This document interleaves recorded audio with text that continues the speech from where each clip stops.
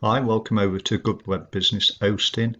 I'm GC, and in this video what I'm going to do is show you how you can quickly install WordPress. So log yourself into the control panel. If you're watching this video and don't actually quite understand how to get here, there is actual videos on the channel that you can watch so you can get to this page.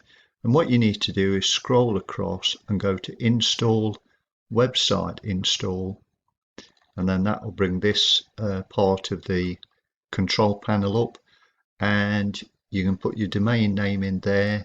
So when you're in your account, your domain name will come here. You can pick a customer path or just leave it.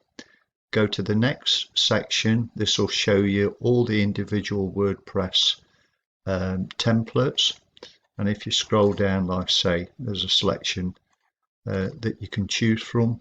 But in this example, all I will do is pick this one here. You can preview it, and when you preview it, you can read about the actual template. So we'll just come out of that and click proceed.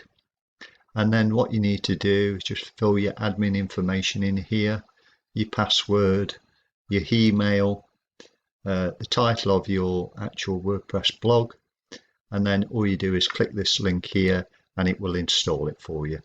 So I hope this video has been helpful, and I will see you on the next one.